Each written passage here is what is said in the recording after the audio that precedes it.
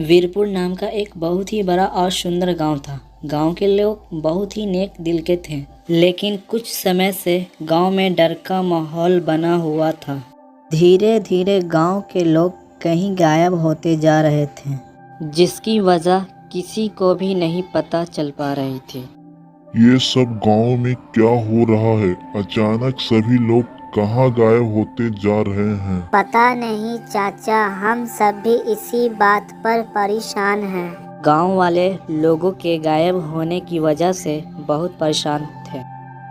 कुछ गांव वाले लोगों का कहना था कि जंगल के पास वाली गुफा के कारण गायब हो रहे हैं, क्योंकि वह लोग ऐसा मानते हैं कि उस गुफा में भूतिया चुड़ैल रहती हैं। तो कुछ लोग यह कहते हैं कि वह गुफा श्रापित है, इसीलिए उस गुफा के पास कोई नहीं जाता था।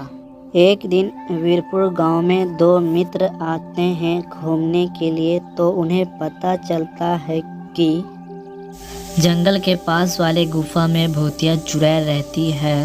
तो अजी अंकल, भूत नहीं होते हैं, गुफा में जंगली जानवर आ गया होगा। बेटा, तुम लोग शहर से आए हो ना, इसलिए तुम्हें पता नहीं है, लेकिन तुम लोग उस गुफा में मत जाना। ऐसा कहकर गांव वाले अपने घर चले जाते हैं।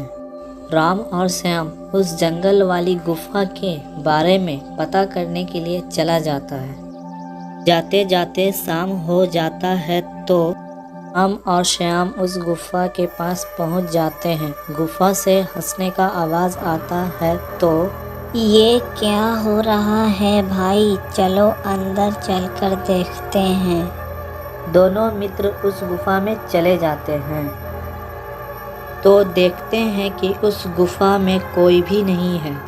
तो एक अचानक एक चुड़ैल आ जाती है। राम और श्याम दोनों डर जाते हैं। तुम कौन हो और यहाँ क्या कर रही हो? लोगों को क्यों परेशान करती रहती हो?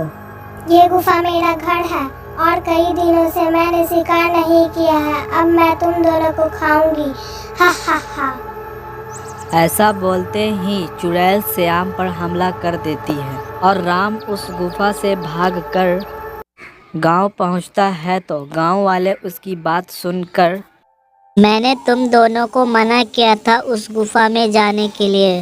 बेटा, उस जंगल में एक तांत्रिक बाबा रहते हैं, चलो हम लोग उस तांत्रिक बाबा को लेकर गुफा में चलते हैं। गांव के लोग तांत्रिक बाबा को लेकर उस गुफा में जाते हैं और तांत्रिक बाबा उस भूतिया चुड़ैल को अपने जादू से जलाकर राख कर देते हैं। उसके बाद वीरपुर गांव में खुशी का माहौल छा जाता है।